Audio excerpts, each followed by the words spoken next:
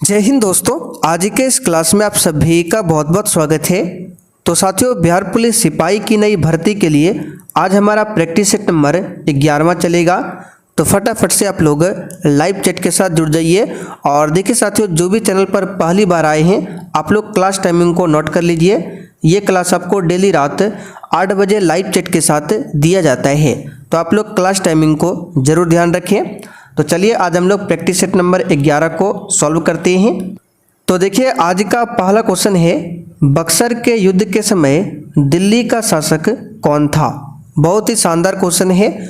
और देखिए साथियों, प्रत्येक स्टूडेंट को नीचे लाइव चैट में अपना अपना आंसर जरूर करना है, जिससे आप सभी का प्रॉपर तरीके से रिवीजन भी हो सके। चलिए बताइए क्वेश्चन 1 के लिए आंसर क्या होगा। बक्सर के युद्ध के समय दिल्ली का शासक कौन था। तो यहाँ पर अगर आपने ऑप्शन यहाँ पर शाह आलम द्वितीय को दिया है तो आपका बिल्कुल सही जवाब है। आंसर क्या होगा, डी वाला ऑप्शन हो जाएगा, शाह आलम द्वितीय। ध्यान रखिएगा। तो बक्सर के युद्ध के समय दिल्ली का शासक कौन था, शाह आलम द्वितीय। और बक्सर का युद्ध कब हुआ था, डेट पूछा जाता है तो 22 अक्टूबर को। ठीक है, काफ़ी ज़्यादा इम्पोर्टेंट डेट है। 22 अक्टूबर 1764 को बक्सर का युद्ध हुआ था। और एक हुआ था प्लासी का युद्ध, जो कि काफ़ी बार एग्जाम में पूछा जाता है, 23 जून। पूरा डेट याद रखिएगा, 23 जून 1757 को प्लासी का युद्ध हुआ था। और बक्सर का युद्ध 22 अक्टूबर 1764 को। चलिए क्वेश्चन नंबर 2 देखिए, राजा राम मोहन राय द्वारा ब्रह्म समाज की स्थापना कब किया गया था। और साथियों, इससे पहले जितने भी क्लास कराए गए हैं सभी क्लास का जो PDF है आंसर के साथ में एप्लीकेशन पर डाल दिया गया है। अगर आपने अभी तक एप्लीकेशन को डाउनलोड नहीं किया है तो इसी वीडियो के नीचे डिस्क्रिप्शन बॉक्स में एप्लीकेशन का लिंक दिया हुआ है। वैसे एप्लीकेशन का नाम है सक्सेस वर्ल्ड MCQ। तो प्ले स्टोर पर जाकर आप लोग डाउनलोड कर लीजिए और वहाँ पर आपको बिहार पुलिस का कोर्स मिल जाएगा। आप लोग जाकर परचेज कर सकते हैं। और परचेज करने के बाद अगर आपको किसी भी प्रकार की समस्या आती है तो आप लोग व्हाट्सअप नंबर लिख लीजिए 9631887058। इस पर आप लोग मैसेज कर सकते हैं। तो देखिए, राजा राम मोहन राय की बात करें तो इन्होंने 1828 में ब्रह्म समाज की स्थापना किया था। और इसके 1 साल बाद 1829 में क्या हुआ था, तो आपको याद होगा सती प्रथा का अंत। सती प्रथा का अंत किया गया था किसके द्वारा, तो भारत के प्रथम गवर्नर जनरल कौन थे, लॉर्ड विलियम बेंटिक। तो लॉर्ड विलियम बेंटिक ने राजा राम मोहन राय की सहायता से 1829 में सती प्रथा का अंत किया था। अच्छा, राजा राम मोहन राय को राजा की उपाधि किसने दिया था, तो नोट कर लीजिए, अकबर द्वितीय ने। राजा राम मोहन राय को भारतीय पुनर्जागरण का पिता भी बोला जाता है। तो ये सारे एक्स्ट्रा फैक्ट है, इसे आप लोग जरूर ध्यान रखेंगे।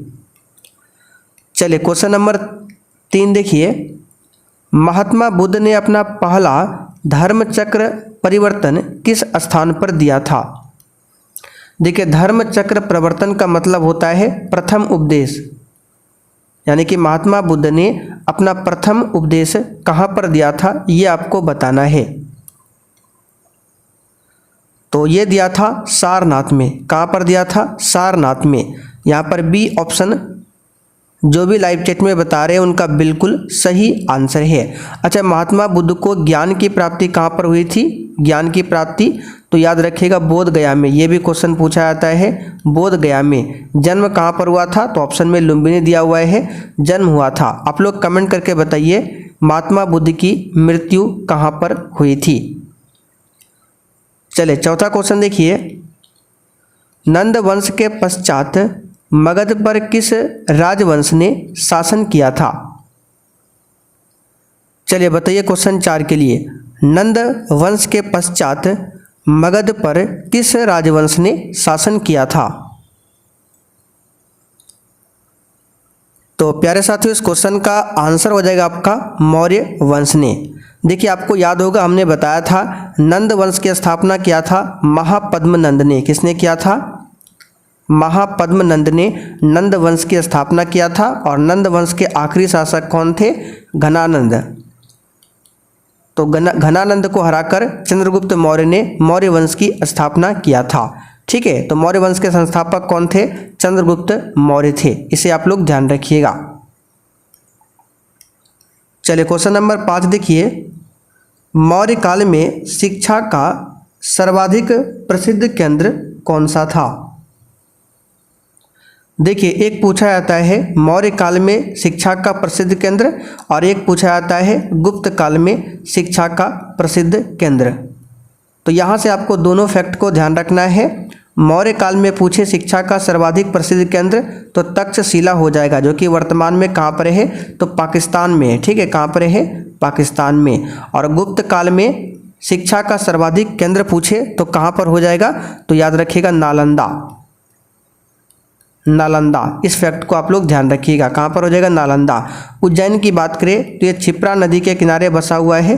एग्जाम में पूछा जाता है कि उज्जैन किस नदी के किनारे है? तो क्षिप्रा नदी के किनारे है। आगे बढ़ते क्वेश्चन नंबर 6, अमृत बाजार पत्रिका की स्थापना किसने किया था?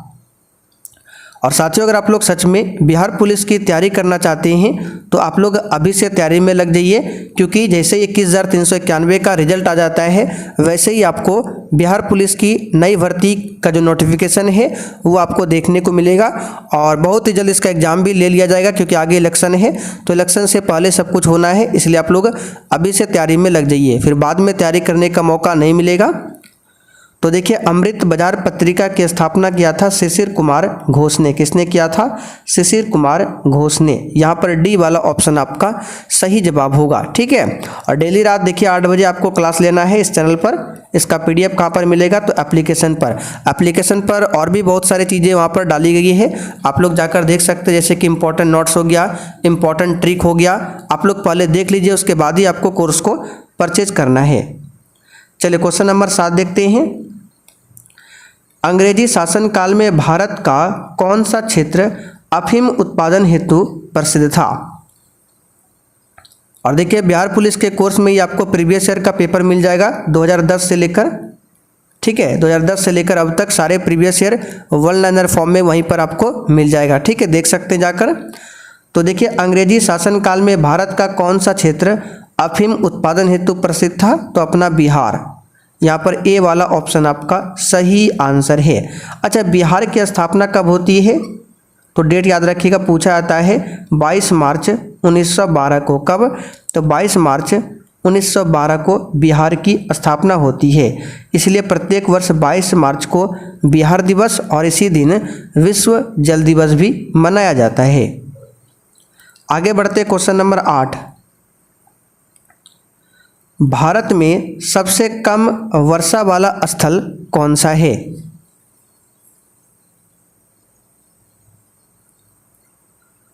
तो देखिए साथियों, भारत में सबसे कम वर्षा वाला स्थल जो है आपका हो जाएगा लेह। लद्दाख की राजधानी लेह। यहाँ पर ए वाला ऑप्शन आपका सही आंसर है। अच्छा, आप लोग कमेंट करके बताइए, अंडमान निकोबार की नई राजधानी कहाँ पर है? वैसे तो राजधानी पोर्ट ब्लेयर में है, लेकिन पोर्ट ब्लेयर का नाम चेंज कर दिया गया है। अब नया नाम क्या है आप लोग बताइए। तो वैसे हमने पिछले प्रैक्टिस सेट में आपको बताया था। चलिए क्वेश्चन नंबर 9 देखते हैं, हिमालय पर्वत श्रेणी की सर्वाधिक ऊंचाई पर स्थित दर्रा कौन सा है?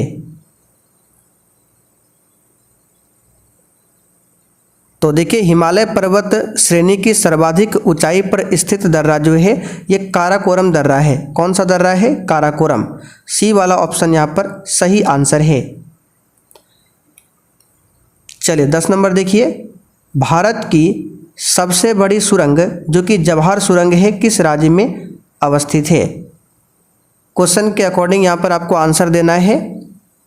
चलिए फटाफट से बताइए, भारत की सबसे बड़ी सुरंग जवाहर सुरंग किस राज्य में है? तो याद रखिएगा ये आपका कहाँ पर है? तो ये हो जाएगा जम्मू कश्मीर में। ये केंद्र शासित प्रदेश है। डी वाला ऑप्शन आपका यहाँ पर सही आंसर हो जाएगा।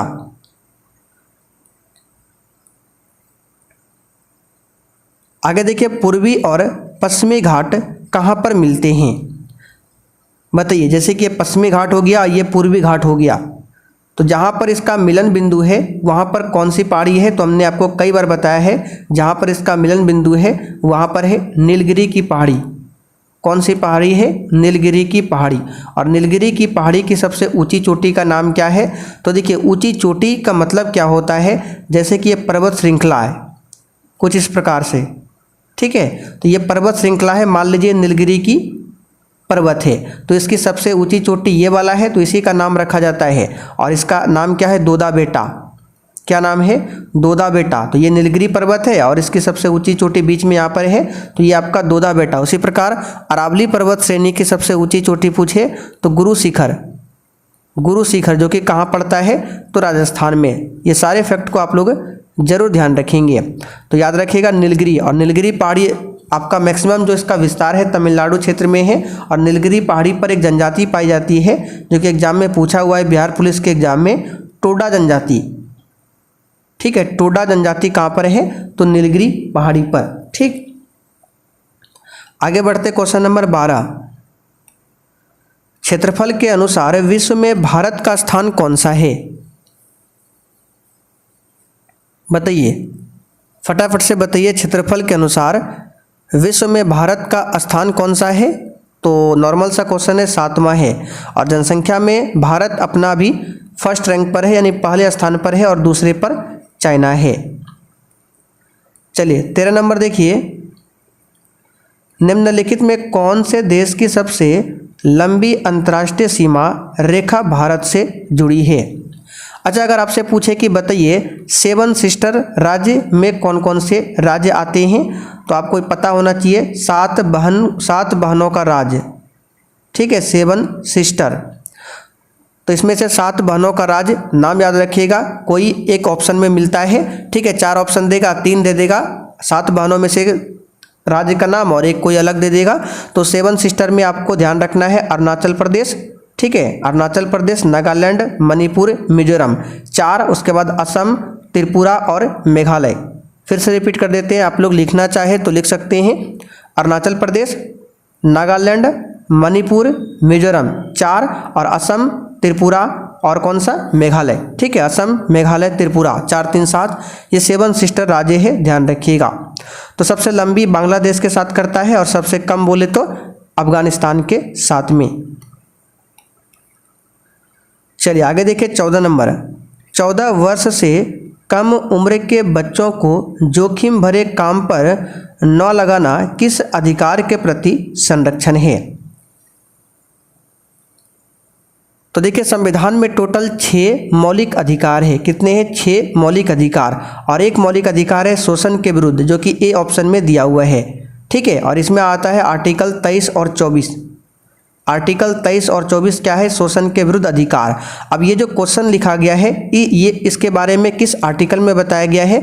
तो इसके बारे में आर्टिकल 24 में बताया गया है कि 14 वर्ष से कम उम्र के बच्चों को जोखिम भरे काम पर नहीं लगा सकते हैं। इसके बारे में आर्टिकल 24 में निषेध किया गया है। और आर्टिकल 23 में क्या है कि किसी भी व्यक्ति से आप बलपूर्वक श्रम नहीं, यानी जबरदस्ती काम नहीं करा सकते हैं। यह है आर्टिकल 23 में, जिसको बोला जाता है क्या?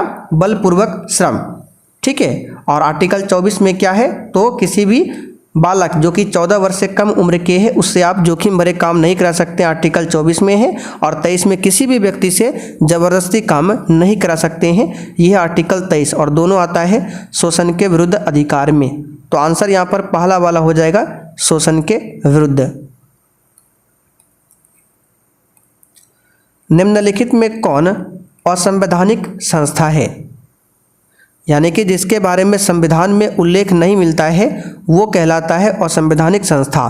तो निर्वाचन आयोग का उल्लेख तो मिलता है आर्टिकल 324 में, वित्त आयोग का भी मिलता है, संघ लोक सेवा आयोग का भी मिलता है, जबकि योजना आयोग का उल्लेख नहीं मिलता है। इसकी स्थापना 15 मार्च 1950 को किया गया था, 15 मार्च 1950 को। लेकिन इसके स्थान पर अभी वर्तमान में क्या है? नीति आयोग है, जिसकी स्थापना 1 जनवरी 2015 को किया गया है। नीति आयोग की स्थापना। नीति आयोग के अध्यक्ष कौन होते हैं? तो खुद प्रधानमंत्री होते हैं इसके अध्यक्ष। आगे बढ़ते क्वेश्चन नंबर 16। मूल कर्तव्यों का वर्णन संविधान के किस अनुच्छेद में आता है? देखिए हमने कई बार आपको बता रखा है कि मूल कर्तव्य के बारे में कि इसको कब जोड़ा गया था, किस समिति के सिफारिश पर जोड़ा गया था। एक बार फिर से रिपीट कर देते हैं। देखिए मूल संविधान में एक भी मौलिक कर्तव्य नहीं था, इसे बाद में जोड़ा गया है 1976 में। ठीक है, 1976 में एक संविधान संशोधन होता है, उसका नाम है 42वां संविधान संशोधन के तहत मूल कर्तव्य को संविधान में जोड़ा गया था।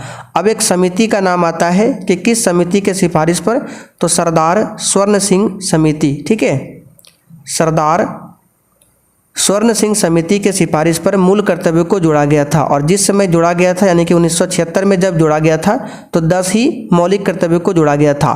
फिर बाद में एक 11वां मौलिक कर्तव्य को जोड़ा जाता है, कब, तो याद रखिएगा 86वां संविधान संशोधन 2002 के तहत में ये बाद में जोड़ा जाता है। तो इस प्रकार टोटल 11 मौलिक कर्तव्य है और इसे रूस देश के संविधान से लिया गया है। और मौलिक कर्तव्य को भाग 4A और अनुच्छेद 51A के तहत रखा गया है। तो देखिए सी ऑप्शन में दिया हुआ है अनुच्छेद 51A। चलिए आगे बढ़ते हैं। राष्ट्रपति के चुनाव संबंधी विवाद पर निर्णय कौन करता है? तो देखिए राष्ट्रपति के चुनाव संबंधी अगर विवाद होता है तो इसका निर्णय सर्वोच्च न्यायालय यानी सुप्रीम कोर्ट करता है। सुप्रीम कोर्ट का उल्लेख आर्टिकल 124 में मिलता है, यानी इसके गठन के बारे में आर्टिकल 124 में बताया गया है। अच्छा, वर्तमान में भारत में कितने उच्च न्यायालय है जिसको हाई कोर्ट बोला जाता है? तो टोटल 25 हाई कोर्ट है। सबसे पुराना हाई कोर्ट कौन सा है? तो कलकत्ता हाई कोर्ट सबसे पुराना हाई कोर्ट है। चलिए आगे बढ़ते हैं। किस आर्टिकल के तहत सर्वोच्च न्यायालय से राष्ट्रपति परामर्श मांग सकता है? और देखिए साथियों, प्रश्नों के साथ हम आपको जितने भी एक्स्ट्रा फैक्ट को बताते हैं आपको क्या करना है, केवल ध्यानपूर्वक सुनना है, जिससे होगा कि आपका प्रॉपर तरीके से रिवीजन होगा। और अगर आप लोग लिखना चाहें तो आप लोग बाद में वीडियो को देखकर लिख भी सकते हैं। ठीक है, तो इसका आंसर हो जाएगा आर्टिकल कौन सा? चलिए आर्टिकल 143। राष्ट्रपति का अभिभाषण तैयार किया जाता है, यानी राष्ट्रपति जो भाषण देता है वो उसको तैयार कौन करता है? तो डायरेक्ट याद रखिएगा प्रधानमंत्री और उनके मंत्रिमंडल के द्वारा। चलिए 20 नंबर देखते हैं। भारत में नोट जारी करने की कौन सी प्रणाली अपनाई जाती है?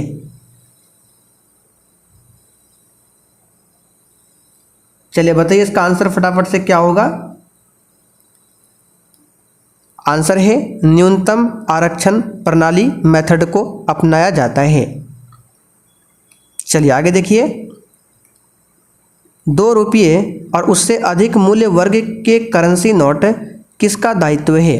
यानी कि 2 रुपया और उससे अधिक मूल्य वर्ग का जो करेंसी नोट होता है इसको जारी कौन करता है? तो याद रखिएगा आरबीआई। कौन जारी करता है? तो आरबीआई करता है। बाकी 1 रुपया का जो सिक्का आता है उसको कौन जारी करता है? 1 रुपया का जो नोट आता है उसको कौन जारी करता है? तो याद रखिएगा वित्त मंत्रालय। कौन करता है? वित्त मंत्रालय। जबकि 1 रुपया से ऊपर का जो नोट है उसको आरबीआई जारी करता है और आरबीआई का गवर्नर का सिग्नेचर होता है। बाकी 1 रुपये के नोट पर किसका सिग्नेचर होता है? तो वित्त सचिव। ठीक है, वित्त मंत्रालय का जो सचिव होता है उसका हस्ताक्षर होता है। तो यहाँ पर इस क्वेश्चन का आंसर आपका क्या हो जाएगा? इसका आंसर हो जाएगा आरबीआई।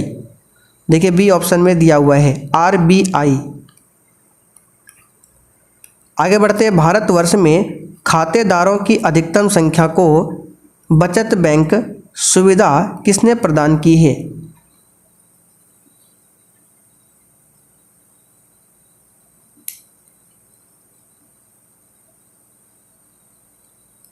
चलिए इसका आंसर हो जाएगा आपका डी वाला डाकघर। क्या हो जाएगा? डाकघर। अच्छा, भारतीय स्टेट बैंक का पुराना नाम पूछे क्या है? तो इंपीरियल बैंक ऑफ इंडिया। आप लोग लिख लीजिए। आगे बढ़ते हैं। किसी देश का जीवन स्तर किससे जाना जाता है? तो देखिए साथियों, किसी देश का जो जीवन स्तर है ये प्रति व्यक्ति आय से जाना जाता है और भारत में सबसे पहले प्रति व्यक्ति आय का अनुमान लगाया था दादा भाई नौरोजी ने। आगे बढ़ते हैं, नाबार्ड का प्रमुख कार्य क्या है? चलिए बताइए, नाबार्ड का प्रमुख कार्य क्या है? फटाफट से बताइए इसका आंसर।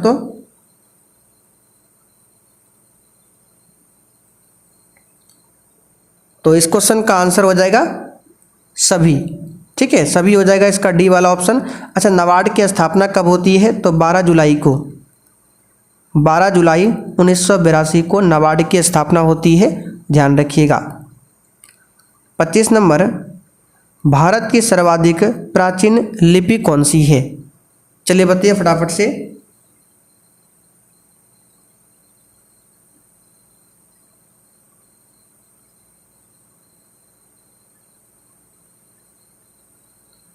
तो इस क्वेश्चन का आंसर क्या हो जाएगा 25 के लिए? ऑप्शन डी, ब्राह्मी लिपि। ये भारत की सबसे प्राचीन लिपि है। आगे देखिए, भारत में पुनर्जागरण का जनक किसे कहा जाता है? अभी हमने आपको थोड़ी देर पहले बताया था, इसका आंसर है राजा राम मोहन राय को। किसे कहा जाता है? राजा राम मोहन राय को।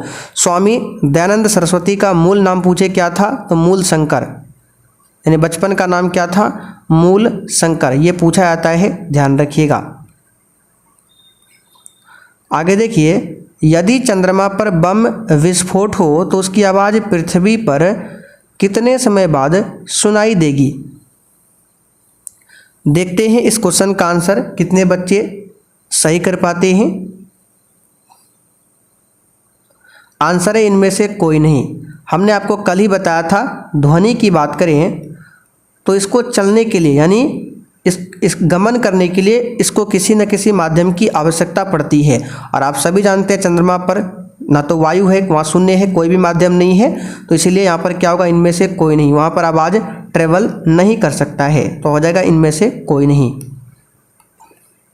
आगे बढ़ते हैं, किस प्रकार के रेल इंजन की दक्षता सर्वाधिक होती है? आंसर है विद्युत। 29 नंबर, बहुत छोटे समय को मापने के लिए किस घड़ी का प्रयोग किया जाता है? आंसर है आणविक घड़ी का इस्तेमाल होता है। बहुत अधिक छोटे समय को अगर आपको मापना है तो उसके लिए है आणविक घड़ी। चलिए आज का आखिरी क्वेश्चन देखते हैं, माइक्रोस्कोप प्रयुक्त किया जाता है? आंसर है सूक्ष्म वस्तुओं को देखने के लिए। सी वाला ऑप्शन आपका सही आंसर है। चलिए आज का एक क्वेश्चन आपसे पूछते हैं, आप लोग बताइएगा कमेंट करके। क्वेश्चन है, टेलीस्कोप की खोज किसने किया था? हालांकि इस क्वेश्चन को हमने बताया था आपको प्रैक्टिस सेट में। बताइए टेलीस्कोप की खोज किसने किया था? इसका आंसर सभी को बताना है।